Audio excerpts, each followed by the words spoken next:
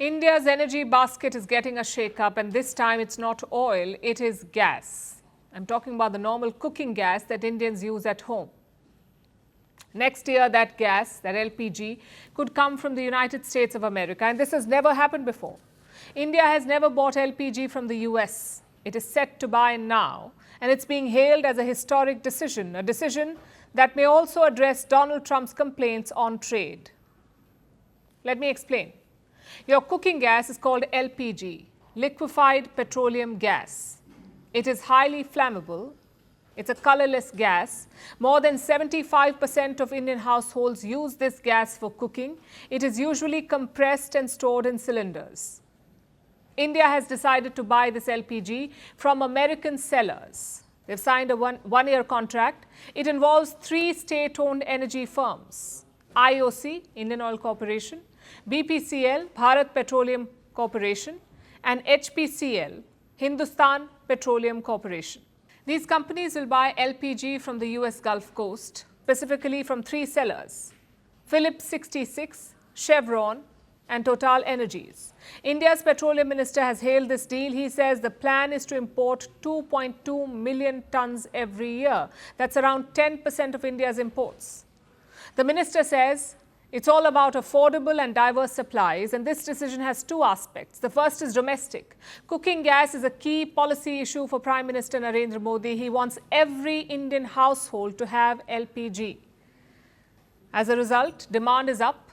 Indians have used 74% more LPG in the last decade, meaning we need stable and diverse supplies. Secondly, there's a global aspect. Last year, the US made up just 0.6% of India's LPG imports. Next year, it will be 10%. Clearly, this is not an organic rise. It shows a conscious decision by India to buy more from the US. The question is why? Well, in the past, traders felt that American gas was too expensive. The journey from the US to India was long. In comparison, West Asia was nearby, so the Gulf Arab nations made up 90% of India's gas imports. Then why are we changing it? Why are we turning to the Americans? Well, like the minister said, diversity is important. Until recently, there was a full-blown war in West Asia. You had missiles flying over Gulf states, so it is important for India to have backups. Plus, this will thrill Donald Trump.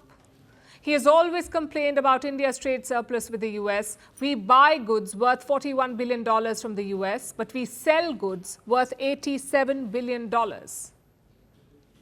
That's a surplus of almost $46 billion. One LPG contract will not wipe out that imbalance. Nonetheless, it will make Trump happy. And what about the other side? Is Washington also making concessions?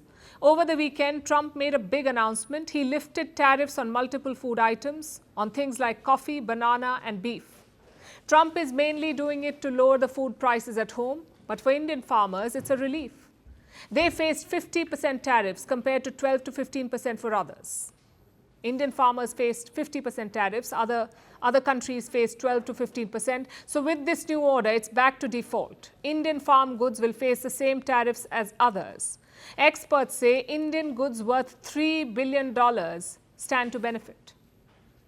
So good news for the agro sector, but other industries are still awaiting relief, like gems and jewelry. This sector was a cash cow for India, gems and jewelry. Nearly 37% of India's precious stones went to the US. But then came the tariffs. India's gems and jewelry exports fell 31% in the month of October. And it's across the board. Diamond exports are down by 27%. Lab-grown diamonds are down by almost 35%. Gold jewelry down by 28%. Silver 16%. This is an industry that employs 5 million people. So when exports fall, jobs are at risk. And that is why India is so keen to settle that tariff issue. It's not just about the macroeconomic picture, it's also about the jobs at stake. And reports say things are close to agreement. India and the US are looking at a 2-part deal.